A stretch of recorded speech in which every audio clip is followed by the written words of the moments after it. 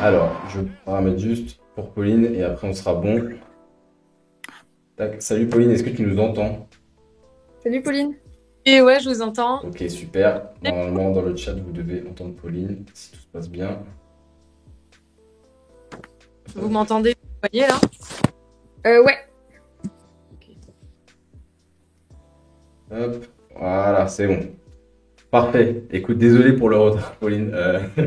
C'était un petit peu compliqué de mon côté. Merci d'être là. Déjà, merci pour ton temps. J'ai vu que tu étais rentré en Alsace là. Comment déjà ça va? Et ouais, c'est le petit break de Noël qui va faire du bien, je suppose. Ouais, bah déjà, salut tout le monde et merci d'avoir pensé à moi pour l'invitation. C'est cool, ça fait plaisir. Ouais, je suis rentrée en Alsace, à Kaisersberg, dans mon village.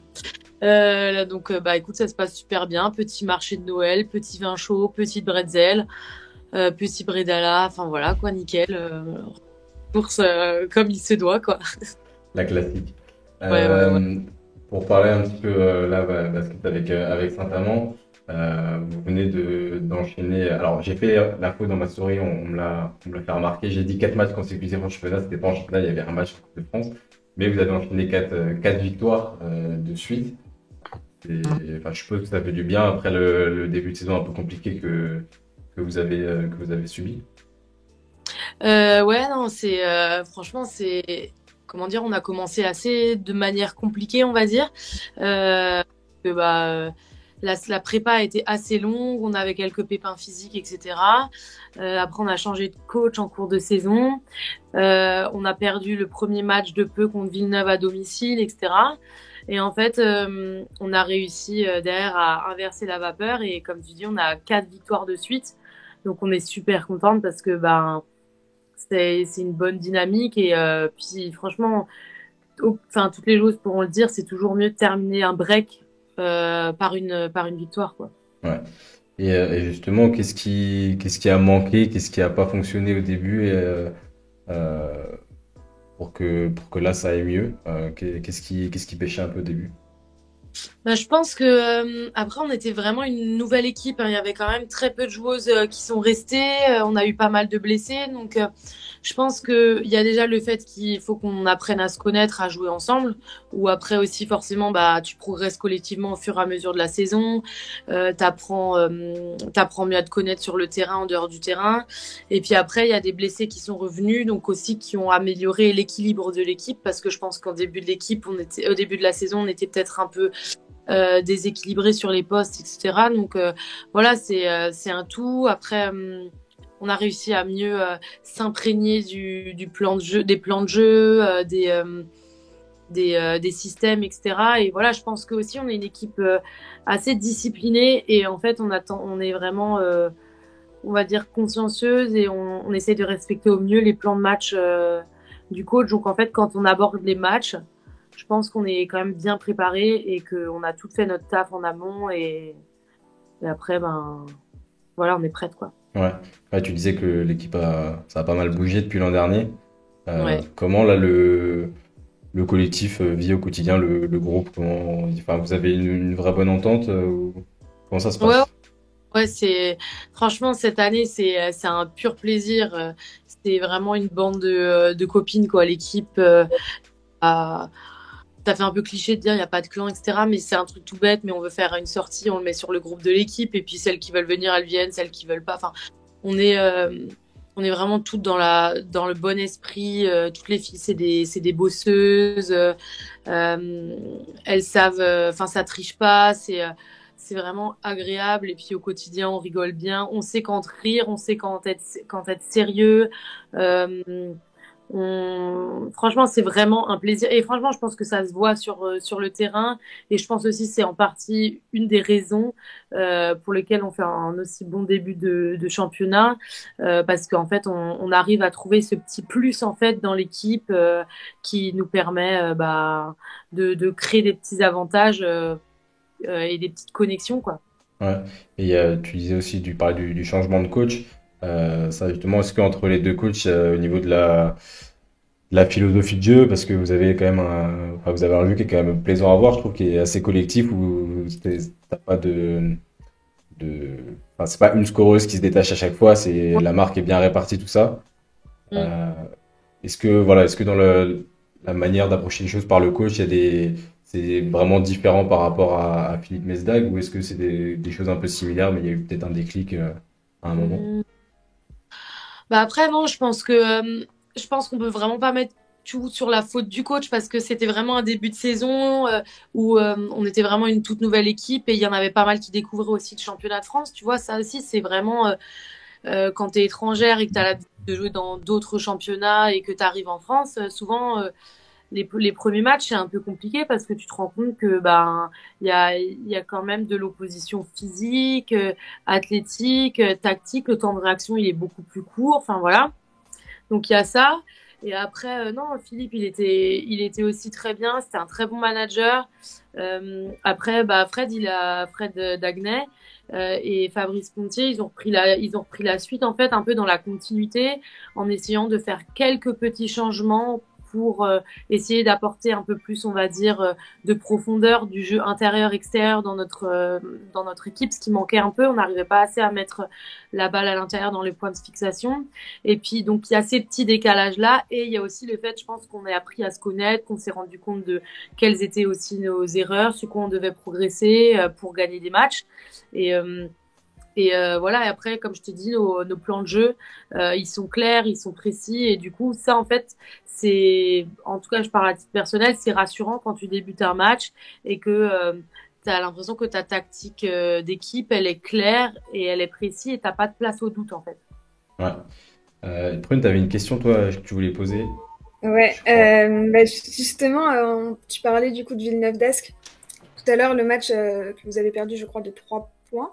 Ouais, c'est Comment ça. est-ce qu'on fait mentalement en tant que joueuse quand on perd un match justement enfin avec un score comme ça serré pour justement passer outre la frustration et puis se remotiver en fait derrière? Ben, déjà, sur le moment, t'as vraiment les boules, hein. Franchement, c'est Ouais. très. C'est même le lendemain, le dimanche encore. Tu penses beaucoup. Tu revois le match pour comprendre, euh, pour, euh, pour vraiment. Parce que des fois, déjà, entre ce que tu as l'impression de ce qui s'est passé sur le terrain et ce qui s'est passé vraiment, il y a souvent un décalage, que ce soit en bien ou en mauvais d'ailleurs. Et après c'est dur. Le début de semaine, tu repars sur un nouveau challenge, tu te projettes sur le match suivant. Après, souvent le lundi, tu as quand même la vidéo de débrief avec le coach et l'équipe, etc., pour que tu aies le point de vue du coach d'un point de vue collectif, ce qui s'est passé, etc., pour essayer de t'aider aussi à mieux comprendre. Et en fait, moi, souvent, à partir après cette vidéo-là, en fait, tu repars sur un nouveau cycle. Et tu sais, t'es aussi un peu conditionné à tous les matchs, tous les week-ends, avoir un autre match ou pour certaines, avoir deux matchs par semaine. Et en fait, il faut pas rester bloqué dessus parce qu'en fait, Ouais. derrière, ça passe, la semaine, elle passe tellement vite qu'en fait, faut que tu te prépares, faut que tu te prépares pour le prochain match. Et après, tu te dis, voilà, c'est le sport. Des fois, ça tourne en notre faveur, comme ça a pu tourner sur les derniers matchs qu'on a joués, contre nous là, enfin avec nous. Et puis des fois, bah, malheureusement, ça tourne autrement. Faut l'accepter. Il faut essayer de ouais d'aller de l'avant. Et pour aller de l'avant, c'est bah t'essayes de travailler plus, de repartir au travail en fait. Et le haut niveau, c'est ça en fait. C'est un cycle. C'est tu tombes plusieurs fois, mais tu rebondis. Tu essayes de comprendre pour derrière avancer quoi. Ouais, on passe à autre chose en fait. On essaye de passer à autre chose et se fixer un autre. Sans oublier, parce que tu peux parler, par exemple, tu vois, le match de Villeneuve d'Ascq, dans l'équipe, on en reparle encore de temps en temps. Ouais, Et en fait, on se dit plus, ce match, en fait, il doit nous servir de leçon, tu vois. d'accord. C'est un peu cliché, mais tu vois, c'est vrai, pour le coup, c'est Ouais, vraiment le cas. Quand tu comprends pourquoi tu as perdu de peu, tu essayes de dire, bah, ok, ça fait chier, ça fait mal, c'est dur, c'est peut-être même injuste, mais en fait, derrière, tu dis, ok, mais pourquoi? Et ben, ok, ça, il faut pas qu'on réitère comme erreur, tu vois. ok. En fait. Moi, j'en profite pour rebondir parce que dans le chat de l'émission, on a qui pose des questions et il y a plusieurs. Je vais essayer de faire tout en une question parce qu'il y a trois questions qui se regroupent. Là, vous avez fait une grosse remontada face à Charnay. Il y a Giuseppe qui demandait dans quel état d'esprit tu étais avant le match, justement, face à Charnay, face à ton ancienne équipe. Et aussi, quel était le discours du coach à la mi-temps et dans quel état d'esprit vous êtes quand vous êtes à -22. Comment on arrive à se motiver en se disant, bon, là, ça va être, c'est presque mission impossible. Comment on arrive à se dire, on peut le faire? Alors, déjà, je vais répondre alors à la question de comment je me suis préparée pour ce match. Ce match-là, forcément, j'avais envie de le gagner, hein, forcément, comme tous les matchs. Mais dedans, voilà, Charnay, c'est un concurrent, c'est un match à gagner, on va dire, pour le maintien, forcément. Mais pourquoi pas voir plus haut? On en parlera peut-être après, j'en sais rien. Mais voilà.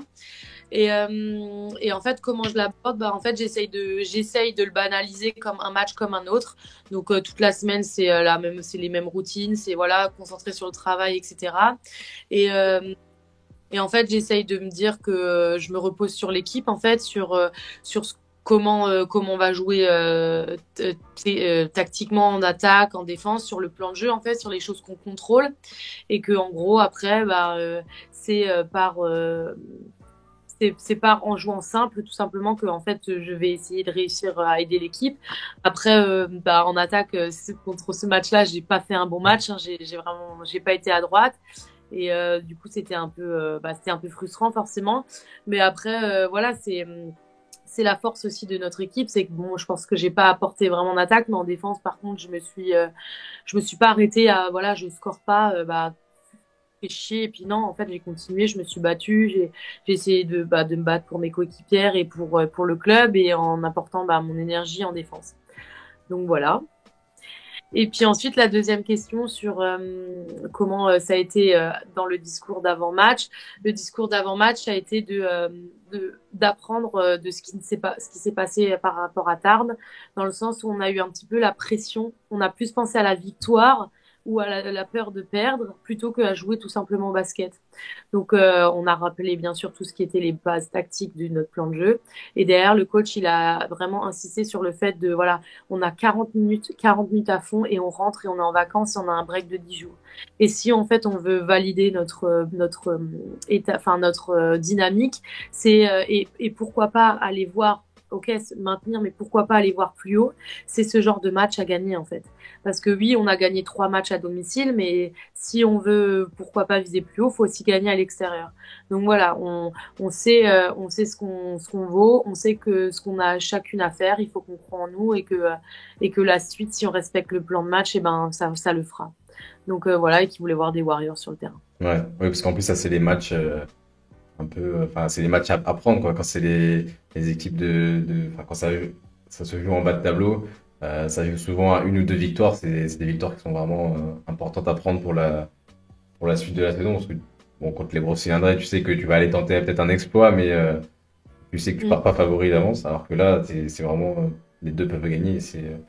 Et Mm. faut se donner à chaque fois, tu parlais de viser plus haut. Les objectifs là, de cette saison, c'est quoi avec certainement que ce soit pour toi personnellement et puis pour le club?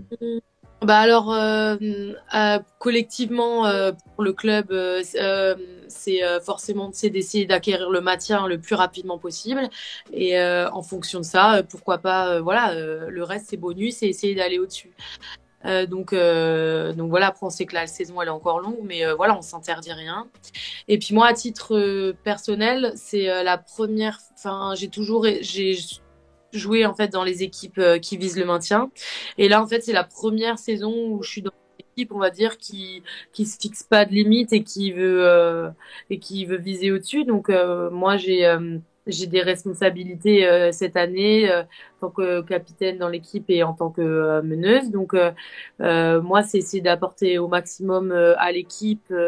Bah, en dehors du terrain par mon leadership et puis après on verra mais moi comment dire je suis une bosseuse j'essaye de comment dire d'apporter un max à l'équipe pour qu'en fait à la fin on puisse gagner parce que je pars du principe que plus on va gagner plus on va faire des surprises etc en fait plus aussi individuellement forcément ça va payer pour moi Ouais, et puis ça vous met donc en confiance d'engranger les victoires et de se dire bah, pourquoi pas aller chercher un gros coup comme vous l'avez fait à Montpellier, comme vous l'avez fait en Coupe de France contre La Roche notamment.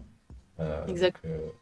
et moi j'avais une question, alors enfin, du coup t'as un peu, je sais pas comment on peut le dire, mais euh, je vais te poser la question et tu verras ce que je veux dire. Oui, dans ton parcours, t'as connu la montée avec Landerneau de la LFB. Après, tu as fait une saison et demie à Charnay, c'est ça? Et Ouais, c'est t'es arrivé à Saint-Amand du coup en décembre 2020, si je dis pas de bêtises. Et, ça. et donc tu disais que tu allais jouer dans des équipes qui jouaient souvent le maintien. Est-ce que toi, justement, d'aller dans ces poussées entre guillemets, c'est quelque chose qui t'attire et te challenge d'avoir ces objectifs-là? Même si là, cette année, du coup, tu as dit que ça suffit que c'est pas de limite, mais et le but étant quand même d'acquérir le maintien le plus vite possible. Ouais. Bah forcément moi après je suis à un stade de ma carrière voilà, j'ai 27 ans.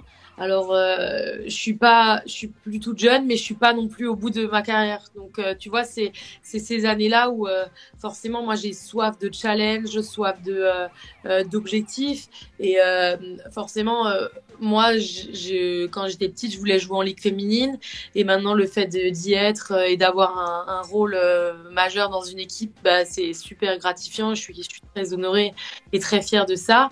Mais après, forcément, t'essayes. Enfin, j'ai pas la prétention de dire que je veux aller comment dire dans des gros clubs d'Europe, etc. Mais tu vois, je vais essayer d'aller au taquet de ma carrière et si je peux essayer d'atteindre des clubs plus hauts, ben tu vois, je m'interdirais pas ça. Après, je te cache pas que j'aime bien aussi le fait d'être vraiment impliquée dans un projet, tu vois, et sentir que je suis une part une pièce importante du puzzle, tu vois, où j'ai des responsabilités parce que forcément, bah, après, quand tu gagnes, tu te sens encore plus concerné. Mais bon, après, forcément, aussi, quand tu perds, c'est plus dur. Mais des fois, je me dis, tu vois, un club où ça gagne, voilà, pour le coup, c'est top, on gagne plus et ça fait vraiment du bien. Mais tu vois, quand j'avais enchaîné les saisons à Charnay où on gagnait vraiment pas beaucoup et tout, euh, ces saisons-là, en fait, alors oui, c'est bien, t'as vraiment beaucoup de responsabilités, mais on s'en rend pas compte tant qu'on l'a pas vécu, comment moralement c'est intense en fait. Parce que tu vois, j'ai joué une finale de championnat de France pour être champion et une finale pour le maintien. Et ben, j'ai senti plus de pression sur une finale pour le maintien en fait. Ouais, ouais, bah Ouais. c'est pas étonnant d'un côté. Portail pour le coup, tu vois, il n'y a pas de champion ou pas, tu vois, c'est soit tu restes dans le championnat, soit tu pars. Et c'est ce qui s'est passé à Saint-Amand face à Nantes quand je suis arrivée là-bas. On a fait une super deuxième partie de saison, mais et j'étais impliquée et tout dans le projet, c'était vraiment génial parce qu'à la fin ça s'est bien terminé et tout. Mais j'ai laissé des plumes parce que c'est vraiment prenant, t'es en mission quoi, tu vois. Ouais. Et forcément j'aime ce challenge et encore mieux quand tu gagnes et que ça se termine bien. Mais mais voilà, moi, c'est ce que j'ai envie d'être, d'essayer de voir jusqu'où je peux aller, tu vois, et de rien m'interdire, en fait, tu vois. Ouais, d'atteindre ton plus haut potentiel, pas forcément le plus haut niveau, mais ton plus haut niveau et de Comme voir ce que tu peux joueuse. aller chercher pour pas avoir de regrets, quoi. Voilà, c'est ça, exactement. Prune, est-ce que tu as des questions? Il y a des questions qui sont dans Ouais, le chat, je les lis toutes, ne vous inquiétez pas. Et Prune, si tu veux y j'ai aller, vas-y. ouais, j'ai une question. En tant que basketteuse pro, selon toi, c'est quoi le plus difficile dans la carrière? Dans la carrière, alors, il y a quand même beaucoup de trucs, hein, des fois difficiles dans une carrière. Je pense que ça dépend les étapes de ta carrière. Quand tu commences, par exemple, quand tu es jeune, qui est le plus dur et où je pense, moi, à titre personnel, où j'ai eu peut-être aussi du mal à faire la part des choses, c'est que quand tu es jeune, en fait, faut pas oublier que tes formateurs, les coachs, etc., ils auront toujours un avis subjectif sur une joueuse. Et en fait, si un coach il va faire de toi, il va penser que c'est toi la future, je sais pas, mes équipes de France, ça veut pas dire que tu le seras. Et si un coach il pense que t'es pas capable d'aller en ligue féminine, ça veut pas dire que tu seras pas capable. Et en fait, moi, en étant jeune, bah, j'ai souvent pensé que les coachs, ils avaient la science, vraiment toute la science infuse et que ce qu'ils disaient, c'était vraiment vrai, quoi. Et je me suis jamais dit, tiens, peut-être qu'en fait, des fois, ils ont peut-être raison sur certains points, mais des fois, peut-être, ils peuvent se tromper, en fait, tu vois. Donc ça, c'est le premier point, je dirais, c'est plus quand tu commences, parce que forcément, maintenant, plus tu vieillis, plus tu prends de l'expérience et plus tu rencontres ce que tu veux. Et après, dans une carrière, bah, ce qui est le plus dur des fois, c'est peut-être le fait tu te rends compte que des fois, il faut être là au bon endroit au bon moment. Et du coup, ta carrière, elle peut prendre des fois des dimensions différentes, en fait, tout simplement parce qu'on le sait tous que dans le haut niveau, il y a aussi cette petite part de chance que tu peux pas maîtriser, en fait. Et du coup, tu te dis, bah, si j'avais été là à ce moment-là, bah, qu'est-ce qui se serait passé, etc. Et puis, et enfin, le dernier truc, c'est aussi quand même que c'est le plus dur, c'est des fois aussi de comment dire. C'est dur à expliquer parce que c'est une vraie question quand même. C'est que bah, des fois, c'est de rebondir, quoi. Quand tu as une mauvaise expérience, que tu tombes sur des gens, bah, des fois, le haut niveau, tu vois, c'est dur, quoi. Enfin, c'est la performance, t'es pas là pour faire du social et je comprends totalement, mais tu vois, des fois, c'est dur de repartir quand t'es déçu, quand c'est mal passé, de rester motivé, de rien lâcher, de dire, bah, en fait, ça va repartir, quoi. Ouais. C'est pour ça que c'est important d'être bien entouré aussi. Ouais, bah, ce qui revient souvent dans les discussions qu'on a eues, l'entourage, c'est important. Je prends un peu les questions du chat sur l'émission. Il y a Nicolito qui demande comment fais-tu pour décompresser l'été entre deux saisons? Bah, déjà, on part en vacances. Donc ça, déjà, ça aide bien, hein, quand tu tout ça, les potes, ça aide, tu décompresses. Non, mais moi, il faut savoir que j'ai souvent du mal à décompresser parce que moi, qui dit vacances, dit j'ai peur de prendre du poids, j'ai peur de perdre du moi, j'ai pas du tout la génétique. Je fais rien et je reviens et je suis la première à faire au test physique. Parce que j'ai taffé tout l'été, quoi. Donc, il y a forcément, il y a ce côté-là, mais en fait, j'essaye de me dire, pour décompresser, en fait, et ben, ce qui me soulage, c'est continuer à faire du sport, mais le faire le matin. Et en fait, derrière, après, toute ta journée, ton sport, il est derrière toi. Et là, tu vois, tu profites, tu vois tes amis, tu changes d'air, tu te permets de faire des autres activités, des autres sports, de te vider la tête. Enfin, voilà, quoi. Ouais, tu pratiques d'autres sports l'été Ouais. Tu pratiques Voilà. quoi? On avait eu Hortense Limousin qui nous disait qu'elle faisait un petit peu d'escalade et de tennis, je crois. Ouais, c'est ça. Ah, génial. Alors, qu'est-ce que je fais? Alors, je me suis déjà inscrite à un club d'athlétisme où j'ai fait du sprint pendant un mois. Je suis inscrite à un club d'escalade aussi où j'ai fait de l'escalade. Forcément, pas de logique. Après, je fais du kayak, j'ai fait de la natation, j'ai fait du paddle. Le paddle avec la raquette, hein. Ouais. Oui. J'ai fait du volley, du tennis aussi. Enfin bref, toutes les activités que des fois je peux faire. En général, je dis rarement non, quoi, parce que je suis curieux, je vais tenter d'autres trucs et tout. Donc voilà, quoi. Ouais, t'essaies de varier un peu varier les plaisirs pour changer d'air. Une question qui est revenue plusieurs fois. C'est qui la joueuse contre qui tu as le plus de mal à défendre, qui te donne le plus de fil à retordre? Contre qui c'est le plus dur de défendre?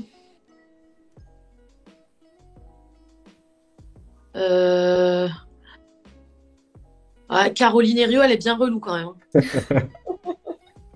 Parce que et après, bon, t'as aussi quand même du Julie Allemand, on va pas se mentir, hein, quand même, qui est un gros dos. Mais ouais, c'est des filles, moi je trouve, qui sont rapides, qui sont polyvalentes. Donc tu vois, des fois t'as des filles rapides, mais elles ont pas forcément un gros tir, donc tu peux en fait combler ça. Non, quand la fille elle est rapide et qu'elle a un vrai tir, elle est vraiment dangereuse derrière la ligne et qu'elle peut faire top tir, 3 points et tout. Non, c'est pas mal. Iguera Vidé aussi. Iguera Vidé. Donc les deux à Villeneuve-d'Ascq, Ouais, c'est chaud.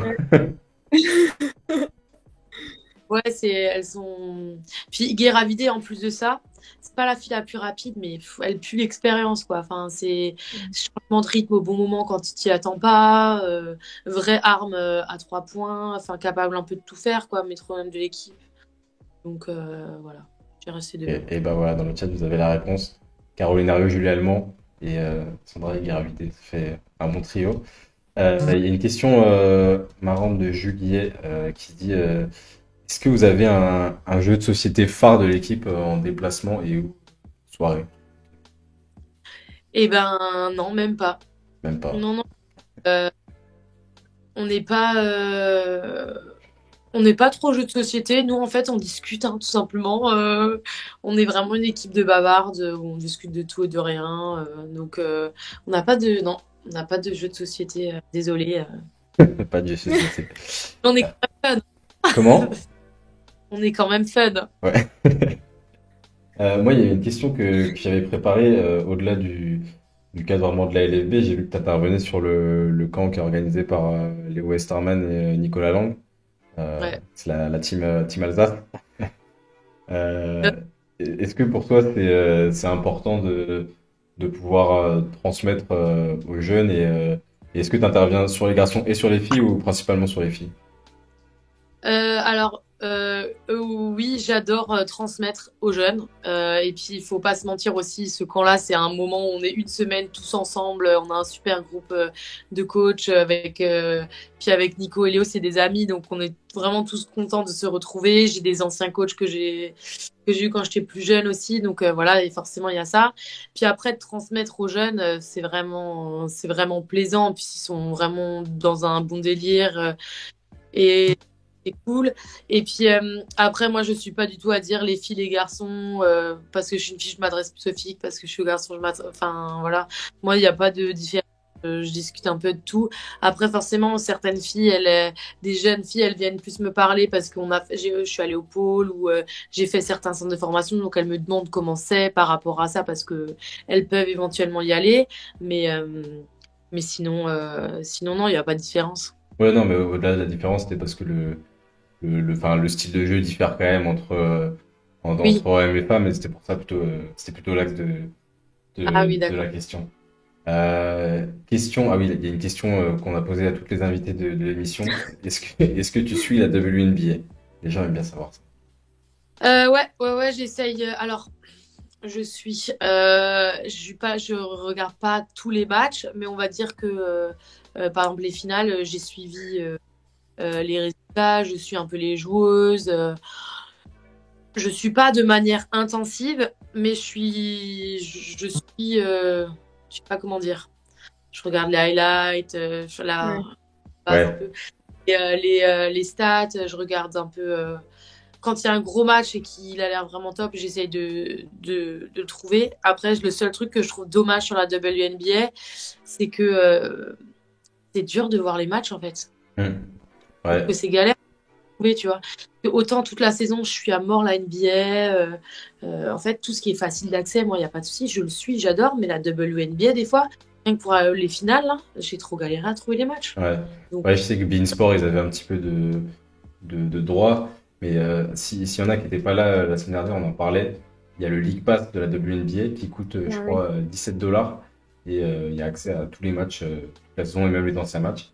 Donc, mais c'est marrant parce que à chaque fois, les invités, on a à peu près deux teams. C'est soit je suis un petit peu et je regarde les finales quand ça devient important, ou Ouais, alors je vite, suis ouais. un peu tout le temps. Donc, tu es plutôt dans la je première team.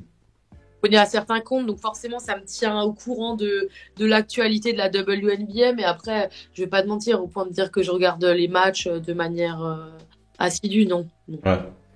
Et justement, tu parlais de la facilité d'accès. Nous, on discutait hier avec Prune d'un sujet enfin, qui revient tout le temps et on voulait savoir un peu le point de vue des joueuses sans entrer dans des solutions impossibles à mettre en place. Pour toi, qu'est-ce qui manque dans la médiatisation, la diffusion, je sais pas si l'accessibilité ou l'information autour du basket féminin en France? Déjà là, je trouve que déjà cette année, leur système de vidéo Huddle, c'est une catastrophe. Donc déjà, ça va pas aider. Nous, je crois qu'on est les bisus Saint-Amand, c'est-à-dire que soit il n'y a pas le lien qui est activé, soit il y a un carton où ça fonctionne pas. Donc en fait déjà, si déjà ça fonctionne pas en fait, ça fonctionne pas de manière correcte et sûre la diffusion des matchs. Déjà ça, c'est pour moi c'est la base et c'est galère cette année. Donc ça, j'espère qu'ils vont essayer de remédier à ça, soit au cours de l'année, ce qui m'étonnerait, mais au moins la saison prochaine, parce que franchement, c'est pas possible. Et puis après, déjà le fait aussi, et après le fait que les équipes de France soient maintenant claires, je trouve que c'est génial. Ouais. En fait, avant c'était un canal, c'était une chaîne payante, etc. C'était compliqué. Donc franchement, la Fédé là-dessus, ils ont assuré de réussir à trouver ce contrat-là pour rendre accessible plus facilement. Après, les équipes de France, forcément, ça fait vendre, hein, forcément, l'identité. Tu vois, garder une même équipe, un peu, ça te permet en tant que jeune aussi de t'identifier à des joueuses. Tu vois, moi, je l'avais vu pendant une période au rugby où l'équipe de rugby, elle changeait tout le temps à chaque rassemblement et t'arrivais même plus, en fait, à t'identifier sur un joueur, quoi. Donc ça, c'est important. Et après, je sais que la Fédé a ce projet-là et c'est une bonne idée. C'est vraiment que la Ligue féminine de basket, ça soit une ligue de joueuses et que c'est un peu inspiré de la WNBA on a déjà ça un peu avec des filles qui créent des associations, qui ont des projets, etc. Mais que voilà, la ligue, elle appartienne aux joueuses un peu, quoi, vraiment. Et puis après, c'est un système global sur le sport en France féminin, quoi. Mais je trouve que ça s'améliore et j'espère que ça va encore plus continuer, quoi. C'est intéressant d'avoir ce point de vue-là parce que c'est vrai que, au final, vous êtes les principales concernées et enfin, soit vous n'avez pas forcément le temps ou on vous donne pas les questions autour de ça, mais enfin, je trouve que c'est bordel. Et tu parlais du système de retransmission. Typiquement, la dernière journée, quand je mets des petites actions quand on parle des matchs et tout après dans l'émission, je vois Saint-Amand, je refais le match et tout, mais je vois pas de lien pour regarder. C'est pas possible, c'est pas, il n'y a pas pu ne pas avoir de diffusion. Et en fait, s'il y avait aucun lien, il y avait rien du tout. Là, je crois que à Charnex, ça a été découpé en Ouais. deux. Ils ont vu -16 et je crois que le quatrième carton au final est revenu. Mais moi, en fait, donc il y a les supporters, donc ça c'est ok. Mais genre, je me mets juste à la place des parents, par exemple, qui sont aux États-Unis, où là j'ai ma Suédoise, les parents ils ratent pas un match. C'est la seule fois où ils voient leur fille en vidéo. Pas les parents, mais ça doit tellement être frustrant, quoi. Genre oui, c'est une ou deux personnes sur je sais pas combien, mais quand même, quoi. Enfin, je veux dire, c'est la base. Surtout que t'as des fois, t'as des journées où tu vas avoir une diffusion qui est hyper propre avec des ralentis, des trucs, des barres de score et tout. Et t'arrives la semaine d'après sur la même salle et t'as rien, quoi. T'as juste un écran incrusté où tu vois rien du tout. Et ouais, c'est un peu compliqué et je suis d'accord avec ça. Mais c'est vrai que bon, le système qu'ils avaient avant, le Keymotion, c'était le plus efficace au final, mais je pense qu'il y a des raisons budgétaires là-dedans. Et, Même au niveau des supporters, hein, c'est la même chose. T'es là, t'attends un match, enfin, moi, du coup, je suis c'est une équipe, et t'es là, t'attends ton match et tout, le samedi matin, t'es là, trop bien, il y a match samedi soir et tout, et puis au final, tu cliques sur le lien, et puis tu vois que ça marche pas, ou qu'il y a plein de problèmes, et c'est super frustrant. Franchement, c'est vraiment frustrant, quoi. Et je crois qu'en fait, je crois qu'ils ont changé de système pour pouvoir dégager du budget pour qu'il y ait des prods quali sur les clubs ponctuellement. Sauf que au final, tu proposes un truc qui est bien et après tu retournes dans un truc qui est vraiment pas top. Donc autant que ça reste constant et moyen tout le temps, mais au moins, il y a une diffusion qui est Après, propre et qui s'arrête. je pense que ils sont pas non plus butés, tu vois. C'est-à-dire que je pense qu'ils se sont rendus compte que là cette année c'était un peu un bordel, que ça buguait, etc. Je pense ils sont pas bêtes, quoi. Enfin, ils voient comment ça se passe, que l'année prochaine ça va changer. C'est juste que des fois après, ouais, tu fais des tests, malheureusement ça fonctionne pas et puis voilà, quoi. Ouais. Et il y avait une question aussi on avait une question un peu débat il y il y a 2 semaines, on parlait du fait de délocaliser tous les gros événements à Paris dans le basket féminin. Est-ce que toi, enfin, quel est ton point de vue là-dessus? Nous, les avis étaient un peu divergents entre, bon, c'est vrai que par exemple sur la Coupe de France, tu peux ramener un peu du public, des garçons en amont, mais par exemple un match des champions, tu le mets à Paris, mais c'est ok, c'est central, mais y a pas d'équipe de basket à Paris, tu vois. Donc, et c'est quoi ton point de vue sur ça? Euh, alors moi j'ai l'impression que le basket féminin il fonctionne énormément dans les villes à taille humaine parce qu'en Ouais. fait dans les grosses villes le basket féminin il est trop en concurrence avec d'autres choses, ça peut être le cinéma, le théâtre, le match de foot, le match enfin Mm. les autres sports. Et quand tu es dans des villes où bah t'as un peu moins de choix on va dire, c'est là où c'est vraiment où ça change vraiment, où tu as vraiment plus d'enthousiasme à travers le club, auprès des clubs. Après, ils avaient fait l'Open, ce qui en soi n'était pas une mauvaise formule. Donc, c'était une fois de faire du basket sur Paris. Après, selon moi, c'était un peu un système, ça fait longtemps qu'ils faisaient ça. Mais, et du coup, je trouve que c'était un système un peu qui s'essoufflait. Mais par contre, tu vois, moi, je trouve qu'ils devraient trop essayer de faire un All-Star. Eh ben, alors ça, c'est génial parce que Ouais, tiens. nous, ça, c'est Ouais, un peu notre tiens. projet, tu vois. On était là, on milite, et on se dit, mais il y a trop de choses à faire avec All Star. Enfin, et vous méritez ça, tu vois. Et on en parle, ça fait plusieurs émissions qu'on en parle, et on se dit, mais ouais, All Star, franchement, Et ça. c'est à Paris. Parce Comment? que du coup, et ça, tu le fais à Paris. Parce que tu vends un show, en fait. Tu vends pas forcément que du basket féminin. Tu fais venir du spectacle, tu vois. Et du coup, en fait, t'as pas que des spécialistes basket qui viennent, tu vois. Tu vas avoir des gens, des familles qui viennent. Les gosses, ils vont être en mode, putain, il y a des lumières partout, c'est trop bien. Il y a des danses de partout. Enfin, voilà, tu vois. Tu vas avoir des animations. Pour les filles, c'est cool. Ça fait une petite parenthèse sympa. Et puis, putain, en France, en plus, on est un des meilleurs championnats européens, tu vois. Donc, on a des grosses joueuses, quoi, tu vois. Ouais, c'est Donc un clair. petit All-Star, franchement, moi, je trouve que ça pourrait être une idée. Tu le remplaces à la place de l'Open et tu fais un All-Star, quoi. Ouais, moi, franchement, je serais trop Ah chaud de ouais. faire un truc comme ça avec des concours, des trucs. Enfin, il y a trop Ouais.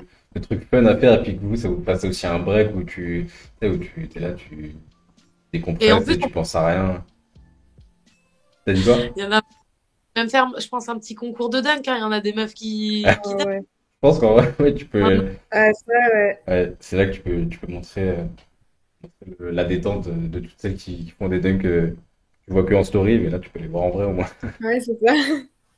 Prune, t'as des questions parce que je parle, mais si t'as des. Question un peu chill. Quel est ton meilleur souvenir dans le basket?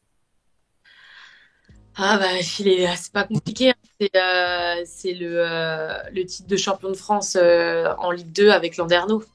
Ouais.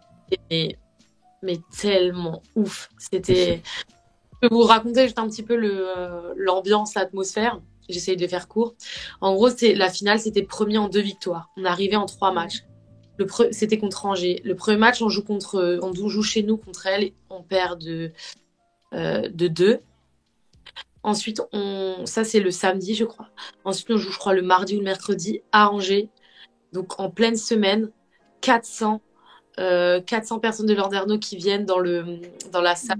Et en fait, c'était pas 400 supporters, c'était 400 ultras. Mais ultras, Ouais. les gars, ils étaient torse nu en mode pour retrouver genre, mais un truc. Et on a gagné ce match d'1 point derrière la belle à Landerneau. Et alors là, la cimenterie, mais full de chez full. Il y avait une fan zone à côté. Les gens, la cimenterie, c'est quand même une grande salle. Mais en plus, à côté, t'avais une fan zone avec les grands écrans. T'avais des gens qui essayaient de rentrer. Enfin, c'était mais, un truc de dingue. Et on a gagné de 1 point la finale, enfin la belle, sur un dernier shoot au buzzer au Angers. Ça fait gamelle et ça ressort. Enfin, c'est mais, Le scénario de ouf. Ah ouais, incroyable. et donc tu gagnes ça, monter, alors qu'on n'était pas les favoris de base, quoi. Parce que Angers avait une grosse équipe à cette époque-là. Et puis on gagne, les clubs montent, quoi. Donc, Ah ouais, incroyable. 400 En personnes plus, en semaine qui ont fait le déplacement, c'est fou ça. ouais, c'est énorme. Mais Hugo, il en parle souvent, hein, de l'ambiance de la Ouais, cimenterie et tout. Il dit souvent que c'est très chaud là-bas. ouais, ouais, ouais. ouais, pour aller Allez, gagner Breton. là-bas. Et tu parlais Ouais. des villes qui vivent un peu pour ça et qui sont à taille humaine, et c'est vrai que majorité des clubs dans le basket féminin, c'est quand même ça. C'est des villes où t'as que ça. Bah, je prends juste l'exemple de Bourges, tu vois, qui est le club mythique. La ville, enfin, t'as que ça en sport qui est à très haut niveau et tu vois l'enceinte qu'elles ont et tout. Tu vois, C'est un truc de Charleville, fou. Grosse Arena. Charleville, t'as pas tellement de concurrence, tu vois. C'est, non, non, enfin, moi, c'est mon avis sur le sujet. C'est plus la ville, elle est grande, plus c'est dur de développer du basket féminin, quoi. Parce que t'as trop de concurrence. Ouais. Mm. Il y a Juillet qui dit j'ai eu envie de pleurer sur ce titre. Je suis en juin. Voilà. Pauline, tu as fait du mal à. Ah ouais. L'ambiance était folle. Ouais. Question. Parce qu'il y en a beaucoup. Ah, puis celle-là était pas mal. As-tu des routines de handball ou d'autres routines d'ailleurs qui t'ont été données par des entraîneurs et que tu gardes, qui t'ont été données il y a longtemps et que tu gardes encore maintenant? Ouais, ouais, ouais, j'ai des petites routines de dribble que j'ai eues, que je garde. Après, j'essaye d'alterner parce que pour moi, en fait, quand tu refais tout le temps la même, en fait, au final, tu progresses plus, tu es dans ta zone de confort. Et c'est quelque chose que tu maîtrises, quoi. Donc, j'essaye quand même de varier, mais il y a des exos que j'ai gardés, ouais, bien évidemment. Ouais. Autre question qui revient souvent dans l'émission, ton top 5 all-time de joueuses, ce serait qui? Oh là là, les genres de questions que je déteste. Parce que t'en as trop ou Mais parce que c'est super dur de trouver là comme ça sur le moment, parce qu'après, faut trouver, il y a certaines caractéristiques propres. Et après, tu dis quoi? Tu dis la WNBA, tu dis étrangère que française. Ah, punaise, non, franchement, je vais mettre trop longtemps. L'émission, elle va mettre tout le monde. Mais j'y réfléchirai. Et, si une fois tu m'invites, je vous referai. Mais c'est bon, honnêtement, on refera une émission On spéciale réfléchit. le Ouais, 5 de Pauline Littard. ouais, c'est ça. Émission spéciale. Et au moins, après, une fois, tu auras la réponse. Si on te repose la question, bah, tu pourras répondre. ouais. Non, parce qu'en fait, tu vois, je vais te dire ça. Et en fait, après, l'émission sera finie. Mais moi, je vais encore cogiter à mon top 5. Ouais. Et du coup, je vais pas du tout être d'accord, en fait, au final. Et je vais en oublier. Et ça va me saouler. Je pourrai pas revenir sur les autres. Donc, je vais d'abord bien réfléchir, tu vois. Euh, Moi, j'ai une petite dernière question. Si tu n'avais pas été basketteuse, est-ce qu'il y a un métier que tu aurais aimé faire ou dans lequel tu te vois déjà peut-être en après-carrière, même si tu as encore le temps? Est-ce que tu as déjà pensé à ça? Ouais. Donc, moi, après ma carrière, j'aimerais devenir kiné. C'est depuis pas mal de temps, en fait, hein. C'est un métier qui me plaît. Alors, kiné ou ostéo, mais je m'orienterais peut-être plus vers la kinésithérapie. Mais ouais, c'est quelque chose qui me plaît parce qu'en fait, tu peux travailler au contact de différents types de patients. Et moi, j'ai besoin de ce côté humain. Et aussi, un autre truc qui est intéressant, c'est que quand toute ta vie quasiment, tu dépends d'une équipe, tu dois faire des choix par rapport à une équipe, le côté indépendant me plaît beaucoup. Ouais, ouais, tu m'étonnes. Tu pourras faire ce que tu veux et si tu te Ouais, dis, voilà. bon, là, aujourd'hui, repos, repos. Ouais. Mm. Et tu voudrais faire, ben, plutôt, enfin, pas dans le sport, là, vraiment rien à voir. Bah écoute, ça je te dirai quand je ferai mes études et mes spécificités et mes idées pour voir ce que je préfère. Mais pareil, je me fixe pas de limite. Après, je pense que forcément, inconsciemment, je vais être orientée ou plus intéressée peut-être de travailler avec des sportifs. Mm. Mais après, peut-être pas, tu vois, peut-être que ça va être pas le cas. Donc, je sais pas, tu vois, tant que j'ai pas testé, je peux pas te dire. Une question, moi j'en ai une pour terminer après. Non, bah Donc, vas-y, je te laisse terminer, vas-y. il y a une question qui est revenue là. Là pour Noël, ça va être quoi ton cheat meal? C'est quoi ton cheat meal préféré?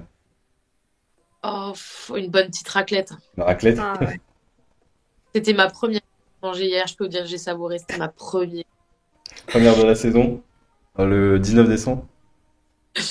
Ouais, ouais, le chippy, la bonne raclette, quand même, c'est quelque chose, quoi. Et mais après, sinon, bah, t'as la croûte, hein, forcément aussi, mais bon. Mais faut pas me l'envoyer sur la boucle, sinon je vais vous parler longtemps. Et puis à Noël. Non, non, mais fais gaffe aussi parce que je continue à m'entraîner et tout parce que il faut. Moi, j'ai besoin de continuer à m'entretenir en fait perpétuellement pour pas derrière galérer quand je reprends quoi et puis éviter les blessures aussi forcément. Donc là, quand tu as des breaks comme ça, tu te fais quand même des petites sessions soit de shoot, de course un peu. Clairement, je m'arrête pas vraiment en fait. Hein. Je continue à moins que j'ai des pépins physiques, mais là c'est pas le cas donc tu vois, je continue. Ouais. Ok. Et bah écoute, Pauline, merci beaucoup pour ton temps. Encore désolé pour le petit retard de mon côté.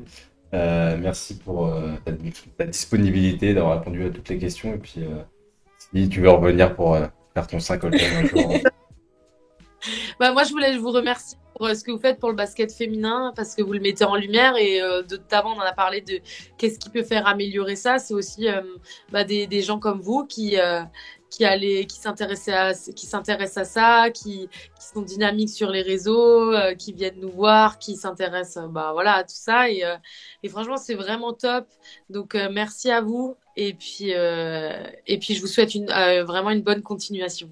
Merci beaucoup, Merci Pauline. Ça fait beaucoup, merci plaisir. à toi, merci. Et puis, j'espère qu'on aura l'occasion de se croiser sur des parquets, Ouais. tribunes ou essayer de venir à Ouais. Saint-Amand. Avec plaisir d'être les bienvenus à Saint-Amand quand vous voulez. Et puis, vous pouvez faire même un petit Villeneuve d'Ascq Saint-Amand si vous voulez à l'occasion. Enfin, on fera le crochet. Super. Mais pas de- Super. Eh ben, écoute, on fera un séminaire à Saint-Amand. Merci, Ouais. Pauline. Et Super. puis, à très Merci bientôt, j'espère. beaucoup. Ouais, ça marche. Salut. Ciao. Bonne soirée. Merci, vous aussi. Eh ben, écoutez, les amis, voilà, le micro marche, pas d'écho, super. 22h30. On va pouvoir commencer l'émission. Ah là là, que de péripéties. Bon, dans le chat, est-ce que vous avez été déjà super réactif sur les questions et tout? Merci. J'ai pas pu tout poser, vous vous doutez bien, parce que là, ça défilait, ça défilait. J'espère que vous avez apprécié ce petit talk avec Pauline. Enfin, moi, je trouve ça vraiment super cool. Ouais, super Pauline, je sais intéressant. pas ce que je t'ai appelé Pauline. Je sais pas ce que t'en penses. Ah, ça va. Franchement, je te pardonne. Non. Mais non, franchement, c'était vraiment plaisant Mm. de voir puis d'avoir son point de vue aussi sur toutes ces questions-là. Je vous propose qu'on commence l'émission parce que bon, Ouais. c'est pas tout, mais oui, juste avant, on va faire le petit point mercato maintenant parce que Prune en a parlé tout à l'heure. Ouais. Quand j'étais en train de régler mes problèmes de micro, il y a eu des mouvements qui ont été annoncés un petit peu là, beaucoup aujourd'hui.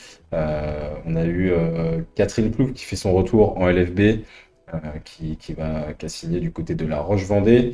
On a Tiana Muldrow qui était une des joueuses majeures de Landerneau, qui s'est séparée du club pour des raisons personnelles. Le club a communiqué comme ça. Donc, on ne sait pas trop les raisons, mais bon voilà, elle se sépare d'une de leurs joueuses majeures. On a Gillian Harmon qui a disputé son dernier match avec Villeneuve d'Ascq samedi et qui va du côté de Basketland pour remplacer Clarissa Dos Santos qui est blessée jusqu'à la fin de la saison. On a son prénom, c'était de Villeneuve d'Ascq. C'est qui arrive. Euh, Son nom de famille, c'est Malachenko, je sais, mais j'ai plus son prénom. Olesia, je crois. Olesia, enfin, je crois que c'est ça. Olesia Malachenko qui arrive pour remplacer Gillian Harmon aussi. À Villeneuve d'Ascq, on a eu et on a peut-être Zoé Wadou qui devrait revenir en France. Certaines rumeurs l'annoncent du côté de la Bourgogne. On verra ce qu'il en est. Il y a Franck qui dit Lexi Brown risque de quitter Charnay et qu'elle ne reviendra pas en janvier. Voilà, les deux derniers messages, c'est ça. Alors peut-être que Zoé Wadou prendra sa place. Magali Mendy aussi qui Oui, part de Magali Charleville, Mendy, c'est vrai. qui Part à retourne Gérone. à Girona. Mm. Un petit peu pour les mouvements. Ouais, peut-être que Zoé Wadou ira acharner à la place de Lexi Brown. Lexi Brown qui en tout cas aura marqué la LFB de son empreinte le peu de temps où elle aura fait si elle part en janvier parce que elle a fait quand même des perfs vraiment colossales. Ah ouais. Là encore, ce samedi, là, bon, vous allez voir dans les perfs, mais Ouais, on va en parler. elle a fait du très très lourd. On commence tout de suite. Prune, tu vas nous parler du match Tarbes BLMA qui a eu lieu samedi. Ouais.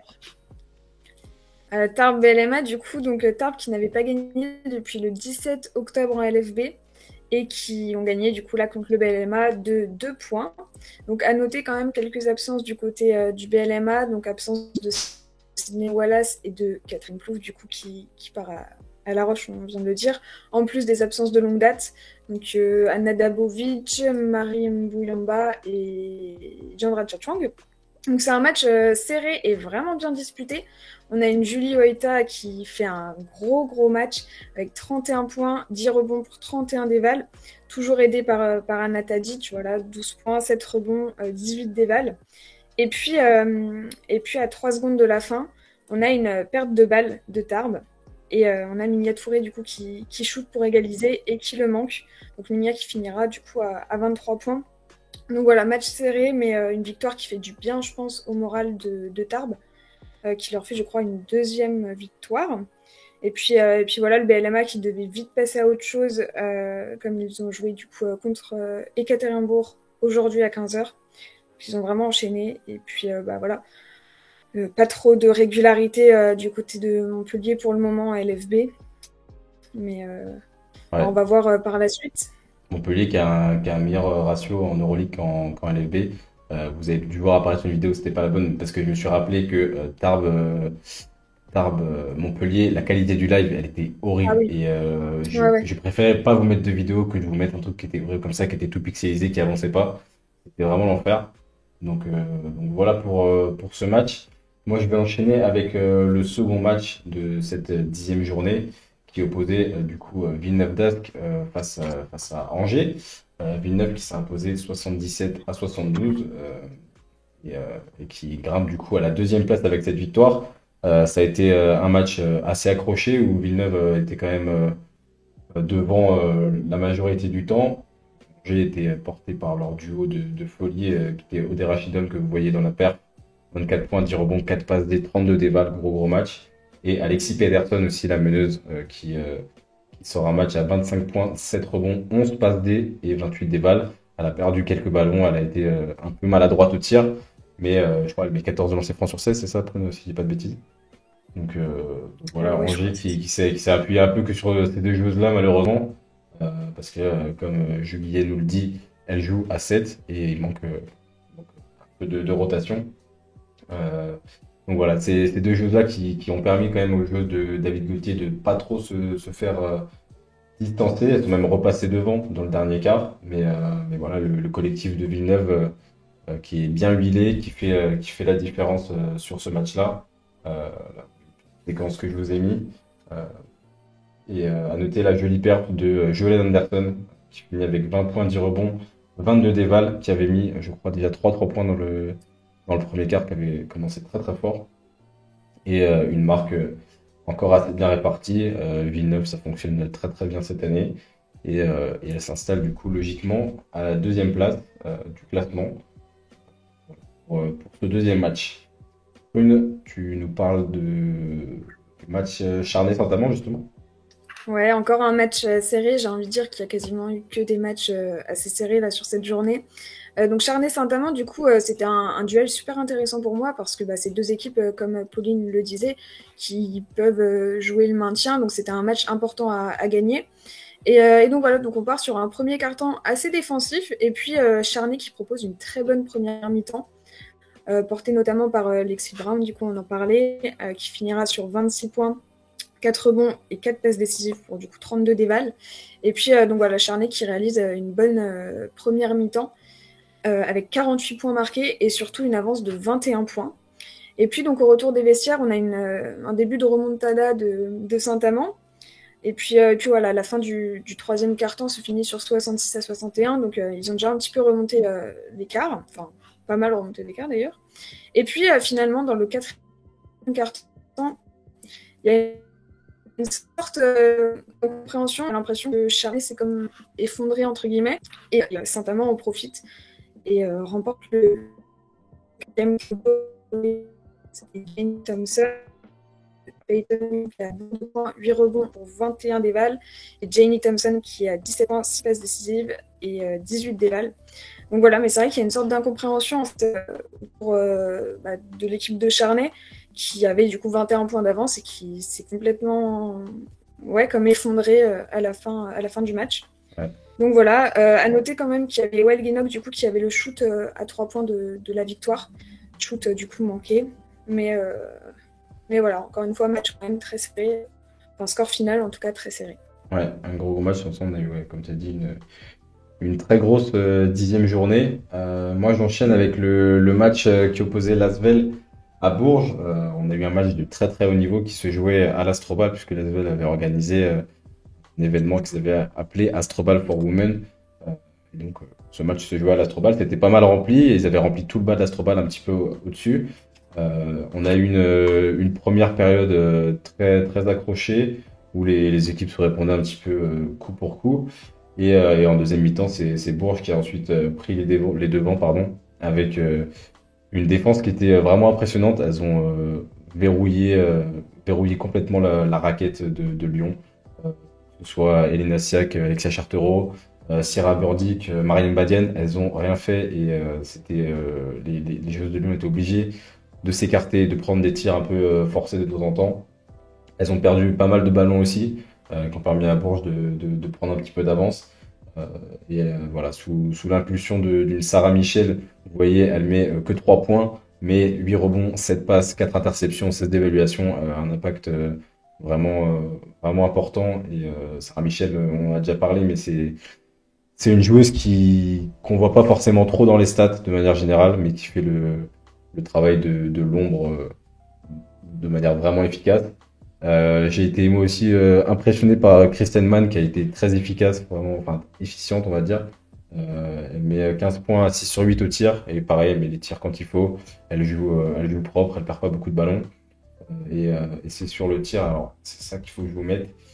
Le tir que vous allez voir juste là, c'est le tir d'Eline Eldebrink qui a vraiment plié le match. Il est resté 1 minute 40. Et Kristen Mann qui arrive en fin de possession. Bon écran d'Andy Miel, elle de Brink toute seule. Panier, célébration, game over.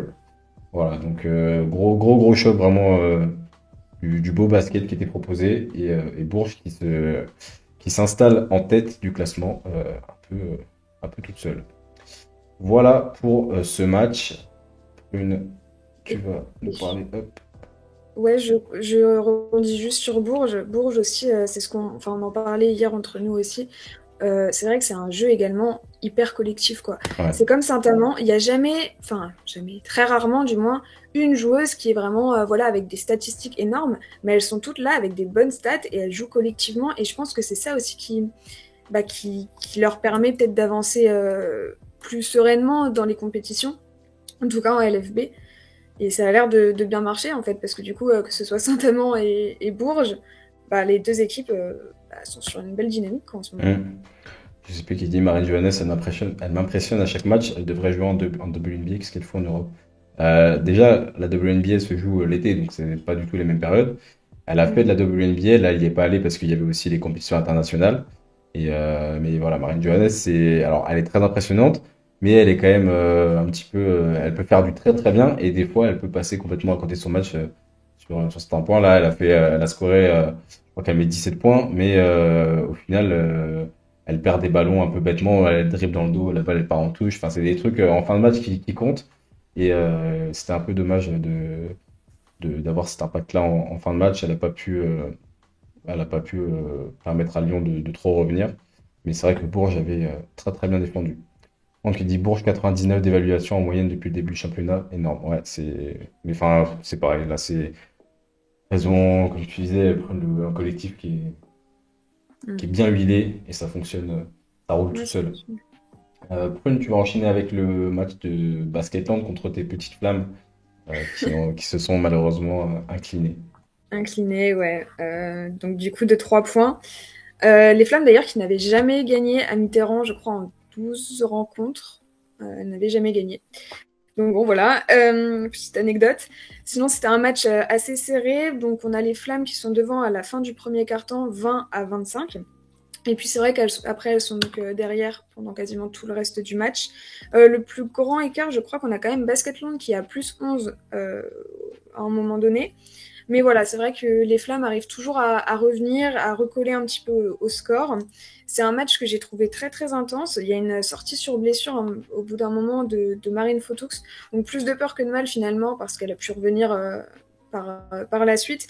Et c'est vrai que Basketland est vraiment resté quand même... elles sont restées dans leur match et voilà, elles sont restées... Elles ont pas craqué. Bon, à noter, on a un 3 points incroyable de Lisa Vercani. On en a parlé tout à l'heure un petit peu pour ceux qui étaient là. Je sais pas si tu avais mis la vidéo, Elle est là, à l'écran. mais c'était même pas un 3 points. Ça devrait être un 6 points, quoi. Franchement, c'est incroyable au buzzer avant la mi-temps. Et puis donc voilà, du point de vue individuel, on a deux intérieurs qui se démarquent. Oui, donc on voit un petit peu le shoot de Lisa. Oui, donc deux intérieurs qui se démarquent. On a Mariana Tolo qui finit à 26 points, 9 rebonds, 3 passes décisives pour 34 dévals. Et du côté des Flammes, Evelina Cator qui finit à 20 points, 9 rebonds et 27 dévals. Mariana Tolo, c'est vrai qu'elle a vraiment participé à la victoire de son équipe. Regan Magariti aussi qui a fait un bon match. Euh, mais, euh, mais ouais, franchement, Mariana Tolo, un gros match. Et puis voilà, victoire de Westland de 3 points. Et puis ça change un petit peu dans le classement, du coup. Ouais, et Je moi crois j'ai une qu'elle stat passe sur deuxième. Mariana Tolo, que Antoine, je sais pas s'il est encore là parce qu'il est à Kursk avec Basketland, qui s'occupe, on a déjà parlé Ouais. de la com de Basketland, il m'a envoyé une stat intéressante pour montrer l'impact justement de Mariana Tolo. Quand elle fait un bon match, là, sa moyenne sur les 7 victoires qu'elles ont eues quand elle était là, c'est 13 points, 5 rebonds pour 16 dévals. Et quand elle passe à travers et qu'elle perd, c'est 3 points, 6 rebonds, 2 passes pour 6 dévals. Donc voilà, le lien. Si Mariana Tolo passe à travers son match, ça peut être une défaite. Si elle est dans un bon jour, c'est souvent une victoire. Donc vraiment un impact important pour une joueuse avec un gros CV. Mariana Mm. Tolo, c'est une Ouais, pointure. joueuse Moi, majeure de Basketland, hein, en ouais, ce moment. complètement. Je finis avec le dernier match qui opposait du coup Landerneau à La Roche. C'était un match plutôt de bas de tableau du coup parce que les deux étaient plutôt dans la fin de classement. Deux équipes en difficulté en ce moment avec un scénario qui se dessine assez vite. La Roche-Vendée qui a pris rapidement 10 points d'avance dans le premier quart-temps avec une Kalina Mosqueda-Lewis qui était en feu à 15 points dans le premier quart-temps à 3 sur 4 à 3 points. Landerneau qui avait un petit peu de mal au shoot, et, mais qui ne se sont pas laissés faire et qui sont revenus à 6 points avant l'entame du dernier quart-temps, sous l'impulsion d'Hortense Limousin qui a fait un très bon match. 15 points, 6 rebonds, 7 passes pour elle. Euh, Kalina Mosqueda-Lewis qui finit à 27 points, 3 rebonds, 2 passes au final, et une Tiffany Clark des grands soirs, 26 points, 13 rebonds à 11 sur 13 au tir, 35 d'évaluation, qui a vraiment dominé les débats à l'intérieur et qui a fait très mal à Landerneau. Côté Landerneau, vous voyez Promisam Komara, 22 points, 7 rebonds, 5 passes D et 22 dévals. Etienne Abeldro, qui du coup vient de se séparer de Landerneau, mais qui avait mis 15 points et 7 rebonds. Donc voilà pour ce match, ce dernier match de la 10e journée. Je lis un petit peu le chat en même temps. J'adore le match de Berkane malgré son manque de réussite à relancer le franc. Tolo énorme sur ce match. Noé, très mauvaise qualité. La vidéo de Lisa en direct. Je vais rectifier. Ah bah alors c'est que ça doit venir de chez toi, Giuseppe, parce que moi j'ai le fichier source de la télé, je peux pas être mieux. Berkane énorme en sortie de banc, mais Tolo clutch. Tac, tac, tac. T'as débat entre Lasvel et Bourges pour l'Euroleague. Beaucoup de joueuses blessées à Landerneau en ce moment, à voir après les fêtes pour les retours. Ouais, elles ont connu quand même ce problème depuis le début de la saison. Il y a Margot Galliou qui était déjà revenue la semaine dernière, pardon. Jung qui dit la Roche avait besoin d'engranger de la confiance avant leur match retour d'Eurocup. Mission impossible, ouais, je crois qu'elles ont pris pas Ouais. loin de 30 points, hein, je crois. On va voir ça juste Ouais, après. Je vous ai pas mis la petite séquence vidéo, pardon. Petite séquence avec le petit panier de Tiffany Clark. Mais ouais, on va voir tout ça pour le classement déjà, et puis les matchs européens après. Hop. Pour le classement, du coup, Bourges qui s'installe en tête seul, avec 8 victoires de défaite. Villeneuve d'Ascq, deuxième, égalité avec les Flammes et Basketland. Au goal average, ils sont deuxième. L'Asvel qui, du coup, fait un peu une mauvaise opération en se retrouvant cinquième.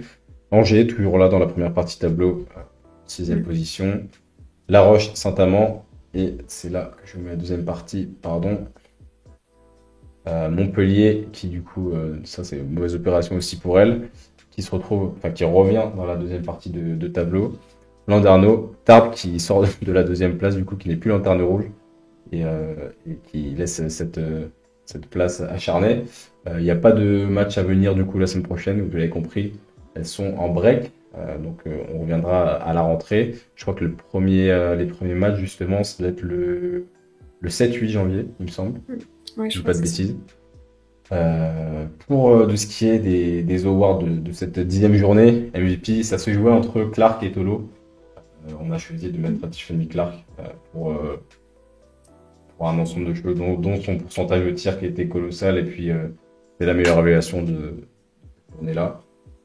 Prune, tu veux nous parler un petit peu du 5 rapidement? Ouais, bah, du coup, on a bah, Lexi Brown au poste 1 avec 26 points, 4 rebonds, 4 passes D, 5 interceptions pour 32 dévals. Donc on en a parlé bah, tout à l'heure. Enfin voilà, peut-être qu'elle va quitter du coup son équipe, je ne sais pas, mais c'est vrai on en parle quasiment toutes les semaines là en fait. Elle sort toujours des perfs assez incroyables. Ouais. Au poste 2, on met Julie Waita. Donc pareil, donc 31 points, 10 rebonds, 2 passes décisives, 31 dévals. Donc pareil, grosse perf. Franchement, je trouve que d'ailleurs, individuellement, donc bien sûr collectivement, les matchs sont serrés et voilà, mais individuellement, il y a aussi des grosses perfs. Là, franchement, dans le 5, il y a quasiment que des évals au-dessus de 30. Ouais. En poste 3, du coup, Mosqueda Lewis. Donc 27 points, 3 rebonds, 2 passes décisives et 23 dévals. Donc c'est la seule d'ailleurs qui a une évaluation à moins de 30. Mais voilà, avec son shoot toujours assez impressionnant. Au poste 4, du coup, Tiffany Clark, qui finira du coup à 35 dévals. Et puis, poste 5, Mariana Tolo, donc 26 points, 9 rebonds, 3 passes décisives et 34 dévals. Pareil, on en a parlé, qui a vraiment participé à la victoire de son équipe. Ouais, une Voilà. grosse journée. Ouais. Petit point sur ce qui s'est passé en Europe. On a eu des bons résultats des Français sur certains matchs. Lyon qui s'est largement imposé en Turquie. La Roche, voilà, c'est ça, on en parlait, qui a pris 29 points et qui va devoir se battre mercredi là pour le match retour. Tarbes qui s'est incliné. Bourges qui a perdu d'un petit point aussi face à Londres. On parlera juste après des matchs qui sont à venir. Charleville qui a perdu contre Madrid à domicile de 3 points. Ouais, 3 points.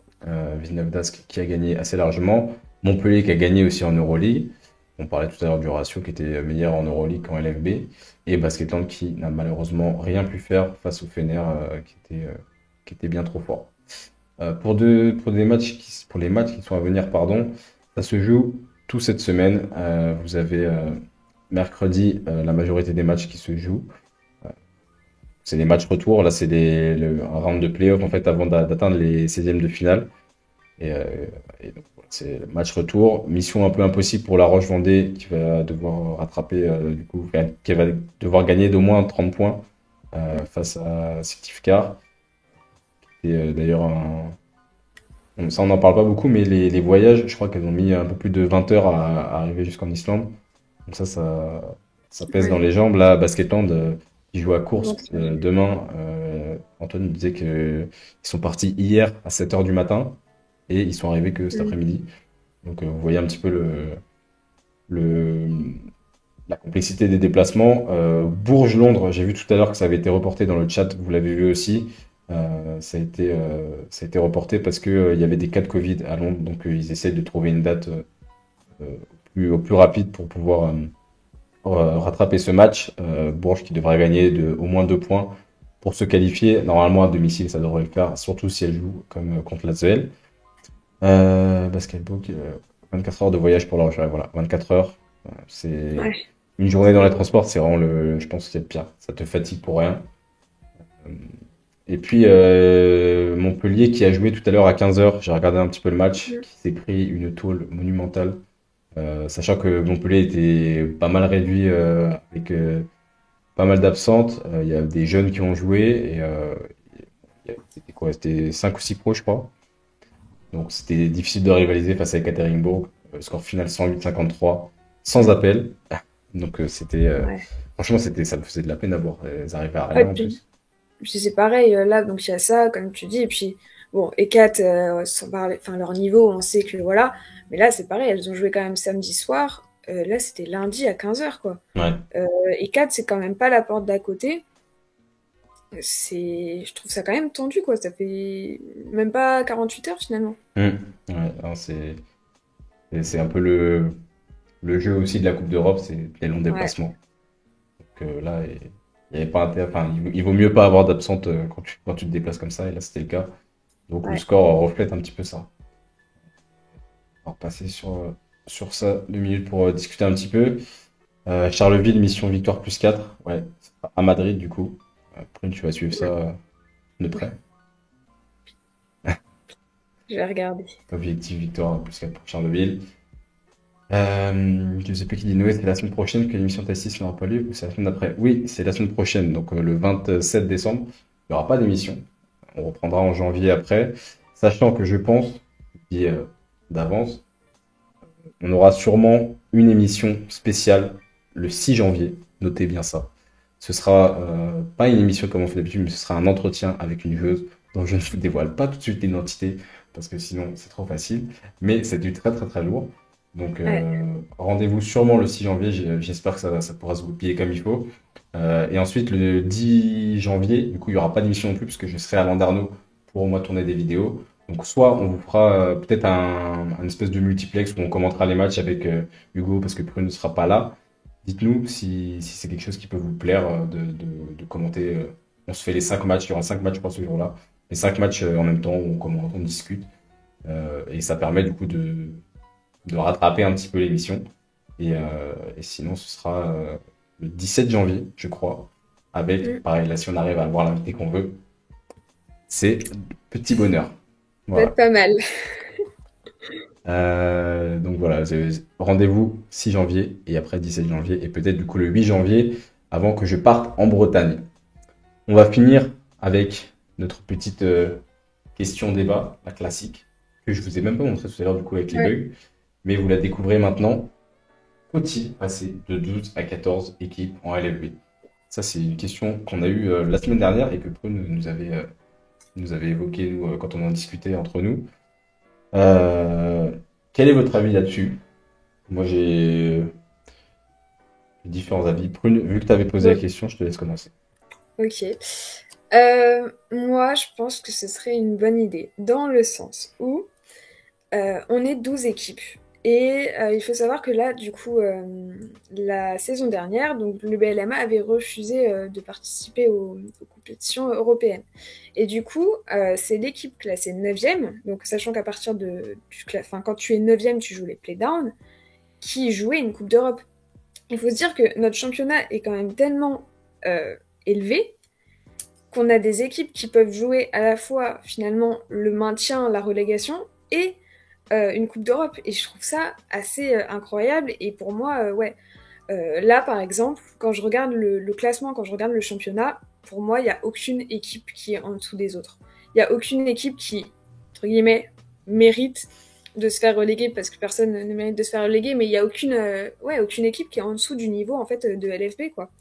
Et pour moi, du coup, rajouter 2 équipes, bah, ça permettrait d'avoir un championnat différent. Je dis pas qu'il serait moins bien ou voilà, mais je sais pas. Je pense que ça rajouterait un petit peu du. Ouais, je sais pas, ça rajouterait quelque chose et au final, on gagnerait peut-être aussi en qualité, je sais pas. Mais moi, je pense que ça peut être une bonne idée. Moi, j'ai deux avis là-dessus. Euh, le premier, c'est que tu rajoutes 2 équipes, ça veut dire que tu rajoutes des matchs aussi. Mm. Euh, et il faut savoir quand même que les saisons de basket féminin pour les joueuses, surtout celles qui partent, s'il y en a qui partent jouer en WNBA, elles ne s'arrêtent pas pourvu qu'il y ait une compétition internationale, il y a quand même beaucoup de matchs qui s'enchaînent, donc ça rajoute encore des matchs. ouais, Ouais, il y a ce premier point-là. ça euh, c'est vrai. où, on le voit chez les garçons, t'as beaucoup d'équipes, t'as les Coupes d'Europe, t'as tout ça. Enfin, ça s'enchaîne déjà beaucoup et les gars, ils sont cramés. Là, si tu commences à faire ça chez les filles où ça joue en plus l'été, où elles s'arrêtent quasiment jamais, faut faire gaffe à pas tirer trop sur la corde non plus.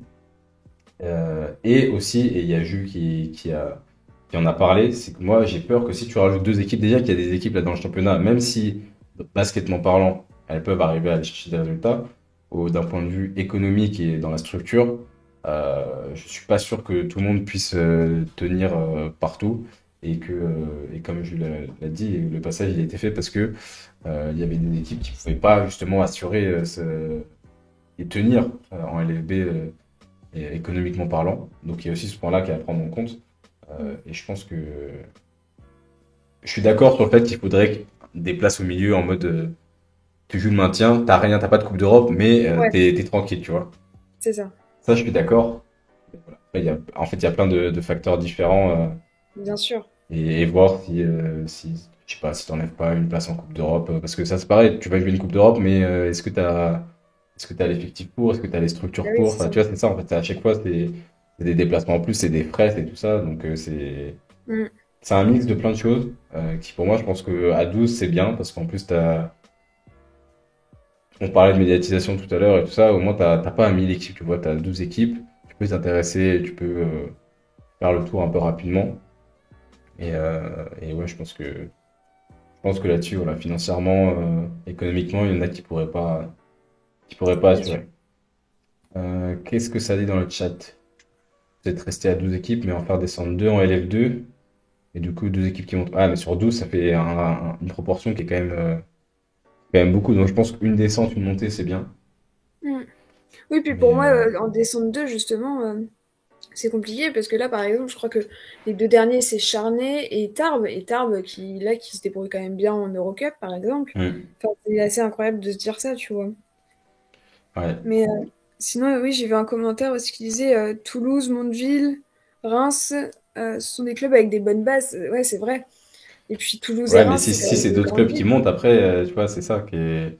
Bah C'est-à-dire ouais. que tu passes à 14 bah du coup, tu dis, on met eux et eux. Mais, oui, mais ça fait un championnat trop fermé avec une seule montée. Enfin, juste pour les équipes qui se battent depuis des années en F2. Ouais, ben Ouais, je suis après, d'accord avec ça. c'est le jeu aussi, hein, mais je pense que si ça a été fait comme ça, c'est qu'il y a il y a des raisons aussi. Et dans le sens inverse, en F2, combien d'équipes finissent deuxième, 4 ensuite? Ouais. Ah oui, mais c'est forcément plus t'as d'équipes, plus tu peux te permettre de faire descendre et monter d'équipes aussi. Mais je pense que sur ce point-là, c'est compliqué de. Enfin, on se rend pas compte. Et surtout qu'il n'y a pas de diffusion télé, enfin, c'est sur YouTube, donc c'est vraiment. Il n'y a rien, quoi. Il faut se débrouiller tout seul et c'est souvent beaucoup plus de frais qui sortent que d'argent qui rentre. Et, euh, Oui, puis et par exemple, une équipe comme Reims, même si elles ont des bonnes bases, enfin, faire venir les gens à la salle, à Reims, t'as le basket, t'as du foot, t'as plein de choses, tu vois, c'est ça en fait. Tu peux avoir l'argent de tous les partenaires, mais il faut aussi faire vivre la salle. Pour un club comme Landerneau, par exemple, je pense que leur part billetterie, qui est avec une salle qui est quasiment complète tout le temps, c'est une part très importante. Et il y a des équipes, malheureusement, si elles n'arrivent pas à faire venir de monde, tenir après la route financièrement, c'est compliqué, quoi. ah oui, encore Reims, hein, franchement, ça va, hein. Moi, enfin, j'ai déjà regardé quelques lives de Reims, tout ça. Et non, non, apparemment, ça. Enfin, bon, c'est pas des salles combles tout le temps, mais ça attire quand même. Bon, après, ouais, faut voir, mais c'est une question en fait qui est compliquée, parce qu'en théorie, il y a plein de clubs, je pense, qui mériteraient en fait d'être en LFB. Et puis oui, comme tu dis, avec l'argent, tout ça, peut-être que ça évoluera en fait avec l'évolution du sport féminin, du basket féminin. Et, euh, et ouais, peut-être que c'est grâce à ça qu'un jour, bon, on pourra passer à 14 équipes parce que les clubs auront plus de moyens et que plus de personnes s'intéresseront à tout ça. Et puis voilà, mais c'est vrai que pour l'instant, bah, enfin, j'entends ce que tu dis, quoi. Non, mais c'est ça, et Junk et Jules ils disent dans le chat, les clubs se sont structurés depuis, et je suis bien d'accord avec ça, et c'est pour ça, je Mm. pense que si ça se fait, ça va se faire vraiment petit à petit, et une discussion qui rentrera dans les esprits au fur et à mesure, mais je pense il faudra bien prendre le temps de s'assurer que les clubs sont en capacité de tenir et que ça fera pas de comment dire, de mauvaises expériences quoi, pour les clubs. Parce que comme disait Pauline tout à l'heure, sur un match de descente, je pense que tu as plus de pression parce qu'après, tu as tellement de trucs qui en découlent, qui s'effondrent, tu perds tes joueuses, tu dois retrouver. Enfin, c'est vraiment une spirale vraiment négative, quoi. Mm. Voilà, les conditions économiques, ouais, c'est ça. Tac, tac, tac. Mais la Fédé et la LFB font la sourderie apparemment. Bah ça, je sais pas trop. Je sais pas. Est-ce que je pense que ça manque de peut-être d'investissement de la Fédé. Après, ils ont quand même pas mal développé sur certains trucs, mais ils veulent développer le basket féminin. Alors, essayons de faire en sorte de le développer vraiment, quoi. Parce que ça manque de pas mal de choses. Ne serait-ce que je pense en communication, ouais, celui qui s'occupe du compte de la LFB, il est tout seul. C'est des trucs, ça me. Enfin, j'ai du mal à comprendre comment c'est possible et comment on peut vouloir que ça se développe parce que ça va pas se développer tout seul avec une personne. Mais bon, ça, c'est des choix qu'on ne maîtrise pas. On devrait prendre exemple sur le basket féminin en Espagne qui eux, ont 16 équipes et qui eux aussi sont plus forts que nous au basket, il faut le dire. D'abord, il y a les Américaines qui jouent au basket, puis les Espagnols, puis nous, puis la France. Ah, je ne sais pas si. Franchement, je pense que honnêtement, la France, en termes de. Il est pas mal. Ouais, on est vraiment pas mal, hein. En termes Ouais. d'homogénéité de championnat, on est pas mal. Ouais, puis c'est 23h01. c'est deux jeux différents aussi. Le jeu en Ouais, Espagne et le jeu en France, c'est deux jeux complètement différents. ouais, carrément. Carrément, carrément, ça va beaucoup plus vite en Espagne, c'est flashy. Mm. Écoutez, les amis, on se retrouve avec le petit Père Noël. Petit 23h02. Je suis encore désolé hein, pour le souci de son, vraiment. Et je sais pas si ça s'est débloqué d'un coup. C'est vraiment le mystère. Donc, je ferai en sorte que pour 2021, 2022, zéro problème. Et que tout roule. Mais pourtant, on n'avait pas eu, hein, encore. Tout Non. marchait Mais je te bien. dis, il faut qu'on soit tous les trois. Ouais, ça, qu'on soit tous les Sinon, ça ne trois et marche tous les pas. trois, ça marche. Mm. Euh, les amis, on va se quitter là-dessus, je pense. Merci d'avoir été encore super réactif dans le chat. Il y a eu, je sais pas combien de messages là. Mais bon, vous êtes au top et c'est bien de pouvoir t'appuyer sur vous parce que, comme je vous l'ai déjà dit, vous pensez à des trucs auxquels nous on pense pas forcément. Et du coup, ça nous permet de rebondir sur différentes choses, notamment avec les invités. Donc ça, c'est super cool. Mm. Tu me tiens au courant bientôt de l'invité surprise du 6 janvier. Écoute, j'annoncerai ça le plus tôt possible parce il faut que vous soyez prêts. Il faut que vous soyez prêts mentalement. Ouais. Et non, j'espère pour entre Noël et jour de l'an. Ou alors ce sera le 1er Cadeau de janvier Noël. pour la nouvelle année. On commence 2022 avec une bonne nouvelle. Et, euh, et ouais, ça devrait être cool. Mais réservez votre 6 janvier, je pense qu'il se passera quelque chose de vraiment sympa. Titi Bastos qui dit le Twitch Prime pour 2022 aussi. Ouais, mon gars, ça va arriver. T'inquiète. Il me manque, je crois, un jour de stream et après, c'est bon. Peut-être je ferai un stream dans la semaine là, pour qu'on ait le Twitch Prime. Merci à tous. Je vous souhaite de très très bonnes fêtes. Et Ouais, puis, bonne fête à tous. on se revoit en 2022. Et à l'année prochaine. À l'année prochaine! Je déteste faire ça. Tu vas inviter que des Françaises ou aussi d'autres pays? Hein, bonne question. Non, je pense qu'il y aura. J'aimerais bien avoir des Américaines et tout. Ou même, enfin, des Américaines, des étrangères. Euh, Est-ce que vous, le fait que ce soit en anglais, ce soit un problème? Sachant que nous, on peut faire la traduction d'art, mais du coup, ça peut faire peut-être un peu plus long si on fait la traduction à chaque fois. Mais si c'est pas un problème pour vous, on peut faire ça sans problème. Et moi, ça me plairait d'avoir aussi le point de vue des étrangères qui évoluent en France pour voir ce qu'elles pensent du championnat et voir comment elles se sont intégrées, comment ça se passe dans le club. Donc ouais, des étrangères, pourquoi pas. Mais là, pour 2022, les deux potentiels, ce sont des Françaises. Je vous dis ça. Et, euh, et après, c'est surprise. Tu parles anglais? Ouais, je parle anglais. Ah ouais, c'est important l'anglais. Moi, j'avoue qu'il faudra la traduction. On fera la traduction, pas de problème. Non, tu mets des sous-titres. Oui. En live, les sous-titres, c'est pas. Déjà que je galère à faire fonctionner un micro, alors si tu veux des sous-titres, je vais pas commencer à m'aventurer dans des trucs trop compliqués. Donc, on fera la traduction à l'oral comme à l'ancienne. Merci à tous. Bonne soirée tout le Merci monde. beaucoup. Bonne fête. Et puis Ouais, bonne fête. Et à l'année prochaine. à l'année prochaine. Salut tout le monde. Ciao. Merci à tous.